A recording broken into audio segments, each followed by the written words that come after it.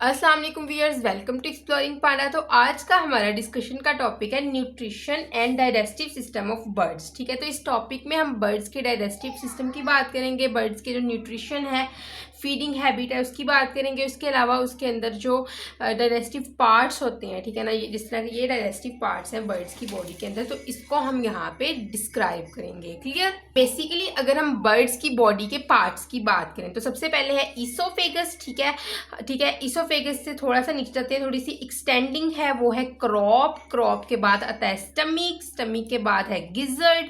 ठीक है, उसके बाद है इनकी इंटेस्टाइन, और जो हमारे पास यहाँ पे एक स्ट्रक्चर है पेंक्रियास, लिवर। ठीक है ना, जो इनके साथ कनेक्टेड होता है for the purpose of digestion, for releasing some kind of digestive juice. ठीक है ना, तो वो यहाँ पे प्रेजेंट होता है। उसके अलावा जो एक्सक्रीशन होती है अनडाइजेस्टेड फूड की, उसके लिए यहाँ पे क्लोका प्रेजेंट है। तो बेसिकली एक डायग्राम है आपको समझाने के लिए किस तरह जो है डाइजेस्टिव सिस्टम जो होता है बर्ड्स का वो वर्क करता है। ठीक है, तो वन बाय वन जो है हम इन पार्ट्स को देखेंगे और इनकी डिटेल डिस्कशन यहाँ पे करेंगे। क्लियर? तो बेसिकली यहाँ पे लिवर और पेंक्रियाज जो है इनका फंक्शन क्या है। तो लिवर ने क्या करना है, आपको पता है, लिवर ने बाइल की सिक्रिएशन करनी होती है इनके अंदर। ठीक है, और बाइल्स जो है, बाइल्स को स्मॉल इंटेस्टाइन में रिलीज करवा दिया जाता है ताकि वहाँ पे फैट्स वगैरह की ब्रेक डाउन करवाई जा सके। ठीक है, अच्छा, उसके बाद जो हमारे पास यहाँ पे पेंक्रियाज होता है, पेंक्रियाज का वर्क क्या होता है इनके अंदर। तो पेंक्रियाज जो होता है, इसने यहाँ पे पेंक्रियाटिक जूस वगैरह रिलीज करवाना होता है, जिसने डाइजेशन करवानी है और इनके ब्लड शुगर लेवल को मेंटेन रखना होता है। तो ये कुछ मेन फंक्शन है लिवर और पेंक्रियास के। ठीक है ना, इनके अंदर। ठीक है, क्लियर? तो बेसिकली यहाँ पे अब मैं आपको इसके डिटेल नोट्स प्रोवाइड करूंगी, न्यूट्रिशन और डाइजेस्टिव सिस्टम इन बर्ड्स। ठीक है, तो इसके डिटेल नोट्स हम यहाँ पे देखते हैं। तो सबसे पहले वो बात करता है कि जो बर्ड्स होते हैं ना, इनकी फूड डिमांड बहुत ज़्यादा होती है, इनको भूख बहुत ज़्यादा लगती है। ठीक है ना, इनकी जो भूख की जो फूड की डिमांड होती है वो ज़्यादा होती है। क्यों? क्योंकि इनका मेटाबॉलिक रेट ज़्यादा होता है, इनको हर टाइम एनर्जी की ज़रूरत होती है। क्योंकि फ्लाइट के लिए, एंडोथर्मी के लिए, आपको पता है एंडोथर्मी में क्या होता है कि जो अपनी जो बॉडी की हीट जनरेट करते हैं और इनके फीडर्स वगैरह इस हीट को ट्रैप करके इनकी बॉडी को गर्म रखते हैं। ठीक है, तो इस पर्पज़ के लिए इनको कंटिन्यूसली हीट की ज़रूरत होती है, और ये हीट इनको किस तरह प्रोवाइड की जाती है? Through metabolism. दैट्स वाई इनका मेटाबॉलिक रेट काफ़ी हाई होता है। ठीक है, ताकि इनकी एंडोथर्मी और फ्लाइट जो है वो कंटिन्यू रह सके। ठीक है ना, तो इस पर्पज़ के लिए अब मेटाबॉलिज्म ज़्यादा है, तो मेटाबॉलिज्म में क्या होता है, फूड की ब्रेक डाउन होती है तो एनर्जी प्रोड्यूस होती है ना, that's why they have high food demand. ठीक है, तो इनको भूख लगती रहती है। क्लियर? तो बेसिकली क्या है, इनके अंदर सबसे पहले जो बेस्ट एग्जांपल है वो ह्यूमिंग बर्ड्स की होती है। जो ह्यूमिंग बर्ड्स है ना, वो कॉन्स्टेंटली खुराक खाते रहते हैं। ठीक है ना, क्योंकि इन्होंने जो है अपनी हाई मेटाबॉलिक रेट को मेंटेन रखना होता है।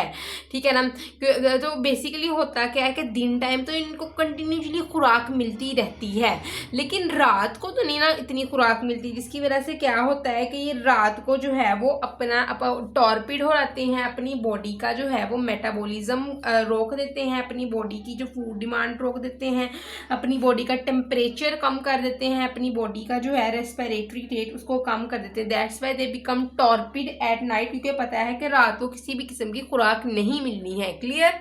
क्या करते हैं, ये फीड करते हैं during day time and become torpid at night, और अगली सुबह दोबारा ये एक्टिव होते हैं और फीड करना शुरू कर देते हैं। क्लियर? लगी समझ? उसके बाद वो बात करता है फर्स्ट पॉइंट की। ठीक है ना, मिलर और हार्ले की बुक के मुताबिक मैं ये पॉइंट्स आपको रीड आउट करवा रही हूँ। तो फर्स्ट ऑफ ऑल वो बात करता है इनके अंदर की इनकी बिल और टंग की। ठीक है, बिल आपको पता है क्या होती है, इनकी चूंज होती है, टंग ऑफकोर्स इनकी जुबान होती है। तो इनके अंदर क्या होता है कि जो इनकी बिल होती है, इनकी चूंज होती है, वो लाइट वेट होती है और कैरेटनाइज्ड होती है। ठीक है, इसके ऊपर कैरेटन की कवरिंग होती है। ठीक है ना, आपको पता है कि जॉ बोन होती है वो आपस में जुड़ के क्या बनाती है, ये बिल बनाती है, और इसके ऊपर क्या होती है, कैरेटन की लेयर होती है। ये वही कैरेटन है जो हमारी फिंगर नेल्स बनाती है, ये वही कैरेटन है जो हमारे हेयर्स के अंदर प्रेजेंट होती है। ठीक है ना, तो बेसिकली इसका जो बिल है, इसका जो पर्पस क्या होता है, किसी भी प्री को कैप्चर करने के लिए, कैच करने के लिए, इसको किल करने के लिए, इसको क्रश करने के लिए,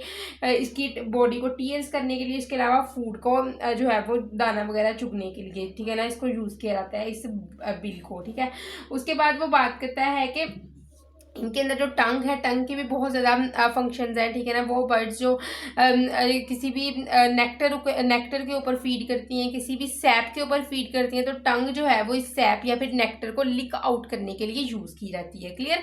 तो सबसे पहले वो बात करते हैं यहाँ पे 3 एग्जाम्पल्स की, बिल और टंग के केस की, ठीक है ना। तो first of all is would packer case, ठीक है। तो वुड पैकर बर्ड का ये केस है। तो ये क्या करते हैं, इनके अंदर बीक और टंग की वो बात करता है। तो वो कहते हैं कि जो इनकी बीक है ना, उसको ये हैमर की तरह यूज करते हैं।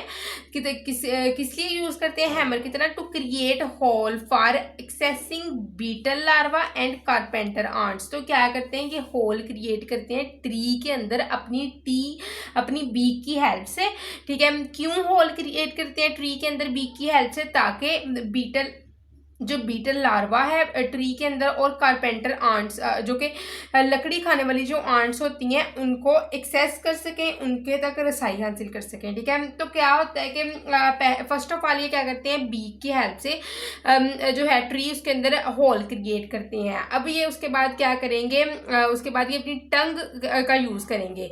तो टंग जो इनकी होती है ना, बेसिकली उसके ऊपर म्यूकस की एक कवरिंग होती है। अब उस म्यूकस कवरिंग वाली टंग के जरिए ये क्या करेंगे, ये इन बीटल लार्वा को वहां से लिक आउट करेंगे, ठीक है। इस कारपेंटर आंट्स को वहां से लिक करके अपने मुंह के अंदर लेके आएंगे और इनको खाएंगे, ठीक है ना। Mucus covered sticky tongue is use to eat these what beetle larva and carpenter ants, ठीक है। तो इनको खाने के लिए ये अपनी जो है म्यूकस कवर्ड स्टिकी टंग का यूज करते हैं। क्लियर। सेकंड केस है सैप सकर केस, ठीक है। तो सैप सकर क्या है, ये भी एक वुड पैकर जो होता है उसी की टाइप होती है, ठीक है ना, उसी बर्ड की ये टाइप है। क्लियर। तो इसने क्या करना होता है, ये मोस्टली जो है ट्री सैप के ऊपर जो है वो फीड करता है, ट्री सैप को सक करता है। That is why it is called as the sap sucker, because it is suck tree sap, ठीक है। ट्री सैप को सक करेगा। तो बेसिकली सैप सकर ने करना क्या होता है, इसने एक डीप राउंडेड होल क्रिएट करता है या फिर शैलो होल जो है वो क्रिएट करता है, ठीक है ना। क्रिएट करेगा किस तरह, अपनी बीक की हेल्प से, ठीक है। कहाँ पे ये होल क्रिएट करता है, इन ट्री के अंदर ये डीप राउंडेड और शैलो होल क्रिएट करता है, ठीक है, अपनी बीक की हेल्प से, ठीक है। उसके बाद ये सैप सकर क्या करता है, ये पहले होल क्रिएट कर लेगा अपनी जो पावरफुल बीक है उसकी हेल्प से। उसके बाद ये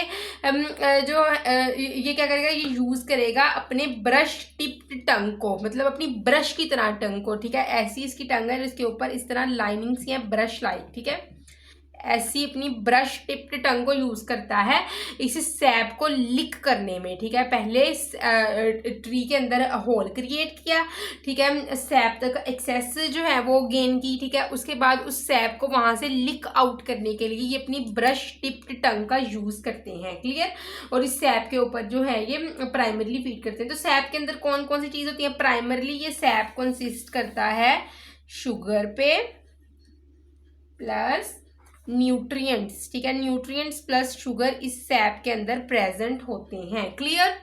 और जो शुगर और न्यूट्रिएंट्स जो होते हैं ना, ये मोस्टली आंट्स वगैरह को भी अट्रैक्ट करते हैं। यहाँ पे इंसेक्ट्स, आंट, बीज, फ्लाइज जो जिसके अंदर आती हैं इंसेक्ट की कैटेगरीज में, तो ये जो सैप है ये इनको भी अट्रैक्ट करता है। अब क्या होता है कि सैप सकर जो है इन होल्स में जब इंसेक्ट्स आना शुरू कर देते हैं तो इनको भी, इन इंसेक्ट्स को भी खाना शुरू कर देता है, ठीक है ना। तो प्राइमरली ये टारगेट करता है शुगर और न्यूट्रिएंट यानी कि सैप को, सैप सकर। और सेकेंडरली इसका जो खुराक होती है जिसके ऊपर टारगेट ये करते हैं वो होते हैं इनके अंदर इंसेक्ट्स, आने वाले इंसेक्ट्स, ठीक है।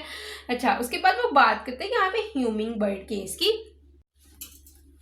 तो बेसिकली यहाँ पे थर्ड केस है वो है ह्यूमिंग बर्ड का केस, तो ठीक है ना। तो ह्यूमिंग बर्ड जो है इस केस में जो ह्यूमिंग बर्ड का केस आप देखते हो, इसके अंदर क्या होता है कि इनकी बिल जो होगी, इनकी बीक जो होगी वो नीडल लाइक होगी, ठीक है। नीडल लाइक बीक होती है इनकी, ठीक है, नीडल की तरह बीक इनकी नजर आती है। तो उसके बाद ये ह्यूमिंग बर्ड करते क्या है, ये अपनी नीडल लाइक बीक का यूज करते हैं कि ताकि फ्लावर में जो है वो डीपली इस बीक को लेके जा सकें, ठीक है। नीडल बताया कि लंबी सी इनकी बीक होती है और ये डीपली फ्लावर के अंदर लेके जाते हैं उस बीक को नेक्टर तक, ठीक है।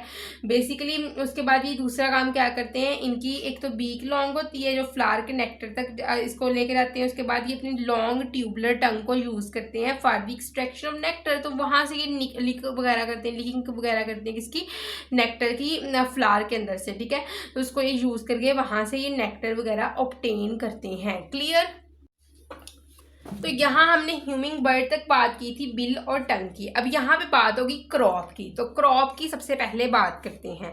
तो बेसिकली क्रॉप है क्या, डावर्टिकुलम ऑफ ईसोफेगस। तो आप यहाँ पे देख सकते हो ये ईसोफेगस है, ठीक है ना। तो ईसोफेगस से ऊपर निकला हुआ हिस्सा जो है ये क्या है, सॉरी नीचे, ईसोफेगस से नीचे जो है इस तरह ये फैला हुआ हिस्सा क्या है, ये क्रॉप है। It is the diverticulum of oesophagus. Oesophagus का फैला हुआ पार्ट साइड्स पे क्या है, क्रॉप है। It is crop. तो आप क्रॉप को अच्छे तरीके से देख लो, उसके बाद मैं क्रॉप को डिस्क्राइब कर देती हूँ आपके सामने, ठीक है। अच्छा, basically crop is the diverticulum of oesophagus. इसका फंक्शन क्या है, it is used for food storage. ये फूड को स्टोर करने के लिए काम करता है। बर्ड्स के केस में आप देखते हो कि जब भी आप किसी पिजन को जो है वो दाना खाते देखोगे, ठीक है ना, कोई भी चुगते देखोगे दाना, तो आप गौर करोगे कि वो जल्दी जो है वो ग्रेन्स जो है अपने अंदर लेके जा रहा है, ठीक है ना। अपनी चूंच की हेल्प से जल्दी ग्रेन लेके जा रहा है, चबा नहीं रहा, क्योंकि उनके पास टीथ नहीं है। तो बेसिकली वो जो लेके जा रहा है ना फूड को,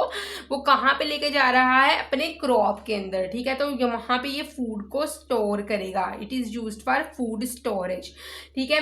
तो उसके बाद वो बात करता है क्रॉप की कि फूड स्टोरेज तो यहाँ पे होती है। यहाँ पे एक किस्म का मिल्क भी प्रोड्यूस होता है जिसके ऊपर मोस्टली यंग पिजन्स फीड करते हैं, वो होता है पिजन मिल्क, ठीक है। तो ये ऐसी साइट है जहाँ पे पिजन मिल्क की प्रोडक्शन होनी है, ठीक है ना।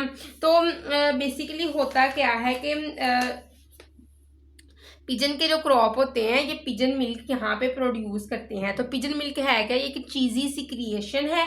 किस तरह ये बनती है, this cheesy secretion is formed, how it is formed, it is formed by the proliferation and slowing of lining of crop. Crop की लाइनिंग का, या तो स्लोइंग का मतलब क्या है कि लाइनिंग जो है क्रॉप की उतरना शुरू हो जाती है, ठीक है ना। तो उस तरह ये पिजन मिल्क प्रोड्यूस होता है। तो यंग जो पिजन होते हैं ना, ये इसी पिजन मिल्क के ऊपर फीड करते हैं। उसके बाद क्या होता है कि जब ये थोड़ा मैच्योर हो जाते हैं तो उसके बाद ये दाना खाना, ग्रेन खाना शुरू करते हैं। जब ये इमेच्योर फेज में होते हैं, यंग फेज में होते हैं, ठीक है ना, जुवेनाइल फेज में होते हैं, तो तभी ये पिजन मिल्क जो होता है, जिनके क्रॉप की लाइनिंग या तो झड़ती होती है, उतरती होती है, ठीक है ना, उसकी वजह से ये प्रोड्यूस होती हैं। तो मोस्टली तो इस मिल्क के ऊपर जो है वो फीड करती हैं। तो फूड स्टोरेज इनके अंदर जो होगी ना वो बहुत ज़्यादा होती है, जो क्रॉप होता है, ठीक है ना। ये लार्ज क्वांटिटी में फूड ये स्टोर कर सकते हैं बर्ड्स, ठीक है ना। और उसके बाद ये डाइजेस्ट कर सकते हैं, आहिस्ता आहिस्ता इसको डाइजेस्ट करके एनर्जी हासिल करते रहते हैं, ठीक है।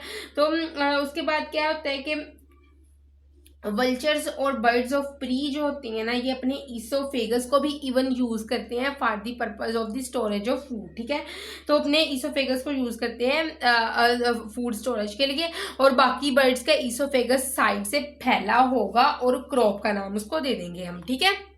तो बेसिकली वो बर्ड्स जो इंसेक्टिवोरस है, सारा दिन जो है वो इंसेक्ट्स वगैरह पे फीड करते रहते हैं। तो इनके अंदर क्रॉप जो होगा वो बहुत कम डेवलप होता है, इनके अंदर क्रॉप ज़्यादा डेवलप नहीं होता है। क्लियर। तो बेसिकली यहाँ पे है स्टमिक, ठीक है। स्टमिक के दो रीजन है, एक है प्रोवेंट्रिक्यूलस रीजन और एक है वेंट्रिक्यूलस यानी कि गिजर्ड रीजन, ठीक है। तो यहाँ पे मैं आपको ये दोनों रीजन दिखा देती हूँ। So you can see here this is आप यहाँ पे देख सकते हैं, दिस इज प्रोवेंट्रिक्यूलस रीजन, ठीक है। स्टमिक का ये प्रोवेंट्रिक्यूलस रीजन है, ठीक है। और ये नीचे वाला है वेंट्रिक्यूलस रीजन, जिसके लिए अनदर टर्म यूज की जाती है गिजर्ड की, ठीक है। इसको गिजर्ड भी कहा जाता है। तो अगर हम बात करें ना प्रोवेंट्रिक्यूलस रीजन की, तो प्रोवेंट्रिक्यूलस रीजन के अंदर प्रोडक्शन होती है गैस्ट्रिक जूस की, ठीक है ना। यहाँ पे गैस्ट्रिक जूस की प्रोडक्शन होनी है, और गैस्ट्रिक जूस ने यहाँ पे क्या करना है, इट विल इनिशिएट डायरेशन हेयर, इसलिए यहाँ पे डायरेशन की इनिशिएशन करनी होती है। क्लियर। दूसरा रीजन है वेंट्रिक्यूलस या फिर गिजर्ड रीजन। तो गिजर्ड रीजन जो होता है इसके अंदर मस्कुलर वॉल होती है। This is gizzard region have muscular wall to crush seed by sand and stone. Sand और स्टोन का मतलब क्या है, क्योंकि मोस्टली क्या होता है कि ये बर्ड्स जो होते हैं ये सैंड और स्टोन जो है वो निगल लेते हैं, ठीक है, और उसके बाद इस सैंड और स्टोन को अपने गिजर्ड रीजन में ले आते हैं, और जब वो खुराक इस गिजर्ड रीजन में आती है तो इसकी मस्कुलर वाल्स जो होती हैं ये क्या करती हैं, ये कॉन्ट्रैक्ट रिलैक्स करती हैं और सैंड और स्टोन की हेल्प से सीड्स वगैरह को क्रश किया जाता है, ठीक है ना। तो this is stone and sands help in the crushing of seed. तो basically it will help in the direction of seeds, ठीक है, तो ये सीड्स की डायरेक्शन वगैरह में भी हेल्प करते हैं। क्लियर। तो यहाँ पे वो बात करता है इंटेस्टाइन की, ठीक है ना। तो इंटेस्टाइन की वो बात करता है बर्ड्स की। तो you can see here this is intestine, ठीक है, यहाँ से इस तरह स्टार्ट हो रही है, ये सारी क्या है, ये इंटेस्टाइन है बर्ड्स की, ठीक है ना। तो इंटेस्टाइन क्या होती है, इंटेस्टाइन में सिक्रिएशन होती है, ठीक है ना। Here secretion from pancreas and liver. Pancreas और लिवर की सिक्रिएशन यहाँ पे आती है। तो आप देख सकते हो कि ये अटैच है ना, देखो लिवर भी अटैच है इस इंटेस्टाइन के साथ, पैंक्रियाज का भी कनेक्शन इस इंटेस्टाइन के साथ। तो यहाँ पे सिक्रिएशन होती है लिवर और पैंक्रियाज की, ठीक है ना। लिवर से बाइल की सिक्रिएशन होगी फॉर फैट डाइजेशन, पैंक्रियाज से पैंक्रियाटिक जूस की सिक्रिएशन होती है यहाँ पे, ठीक है ना, फॉर डाइजेशन पर्पज, ठीक है। तो उसके लिए जो है जो पैंक्रियाटिक जूस और बाइल वगैरह ये हेल्प करते हैं डाइजेशन में इंटेस्टाइन के अंदर, ठीक है। यहाँ पे बेसिकली डाइजेशन हो रही होती है, ठीक है ना। तो उसके बाद वो बात करते हैं कि इसके यहाँ पे जो है वो पेड सिका प्रेजेंट होता है, ठीक है ना। लार्ज और स्मॉल इंटेस्टाइन की यहाँ पे यूनियन होती है ना, वहाँ पे पेड सिका प्रेजेंट होगा, ठीक है। तो इस सिका ने क्या करना है, सिका जो है ये एक ब्लाइंड एंडिंग सैक है जहाँ पे बैक्टीरिया प्रेजेंट होते हैं इस सिका के अंदर, और यहाँ पे सेलुलोज की डायरेक्शन वगैरह होनी होती है। Clear. At the end is cloaca, you can see here this is cloaca. तो क्लोका है क्या बेसिकली, तो एक शेयर्ड ओपनिंग होती है बर्ड्स के केस में, जहाँ पे जो है वो अनडाइजेस्टेड फूड आता है यहाँ पे, ठीक है। यहाँ पे जो है वो एक्सक्रीटरी जो सब्सटेंस होते हैं जो जिनकी एक्सक्रीशन करवानी होती है बर्ड ने, वो भी यहाँ पे आते हैं, ठीक है। और उसके अलावा यहाँ पे जो है इनके गुनेट्स की सिक्रिएशन एग और स्पर्म ने भी यहाँ से रिलीज होना होता है, ठीक है ना। तो ये क्लोका होते हैं, शेयर्ड ओपनिंग होती है जिसके, ठीक है ना। तो उसके बाद वो बात करता है कि आपकी जो मिलर हार्ले बुक में वो बात करता है कि cloaca is the shared opening for urinogenital duct. Urinogenital duct में क्या आता है आपका जो सॉरी बर्ड्स का जो है वो एक्सक्रीटरी मैटर जो होगा, जो एक्सक्रीशन होती है वो आएगी इस डक्ट के जरिए, ठीक है, यहाँ पे क्लोका में। और उसके अलावा एनस, एनस की तरह एक जब एक्ट करता है तो यहाँ पे कौन सी चीज आती है, अनडाइजेस्टेड फूड यहाँ पे आती है, ठीक है। तो क्लोका मोस्ट बर्ड्स के अंदर प्रेजेंट होता है और ये अनडाइजेस्टेड फूड को एलिमिनेट करता है बॉडी से बाहर। क्लियर। तो बर्ड्स को फीडिंग हैबिट की बेस के ऊपर इनका ग्रुप बनाया जाता है, ठीक है ना। तो ये ग्रुपिंग जो होती है डिफरेंट होती है डिफरेंट बर्ड्स के अंदर, ठीक है ना। तो ये क्या करती हैं, ये अपनी डाइट के मुताबिक जो है वो फीड करती हैं, ठीक है ना। तो फॉर एग्जांपल क्या है कि रोबिन बर्ड जो है ये फीड करती है, रोबिन बर्ड ये मोस्टली फीड करेगी इसके ऊपर इन्वर्टिब्रेट्स के ऊपर, लेकिन जब भी ये अवेलेबल होंगे, ठीक है ना, ठीक है।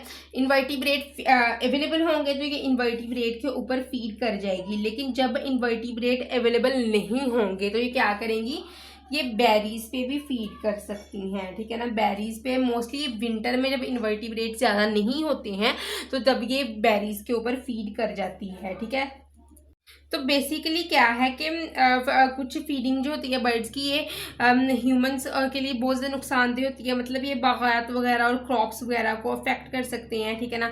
तो उसके अलावा क्या है कि मिलियन ऑफ बर्ड्स जो होती हैं एक एरिया में जो इकट्ठे होते हैं for the purpose of flocking roasting, ठीक है ना। तो उसके लिए क्या होता है कि ये उस फील्ड को ही डिस्ट्रॉय कर देते हैं, ठीक है ना। ठीक है, लगी समझ यहाँ तक, ठीक है। तो आई होप सो कि आपको nutrition digestive system of birds की समझ लगी होगी, लेकिन किसी भी किस्म के कन्फ्यूजन है तो कमेंट सेक्शन में पूछ सकते हैं। थैंक यू सो मच, अल्लाह हाफिज़।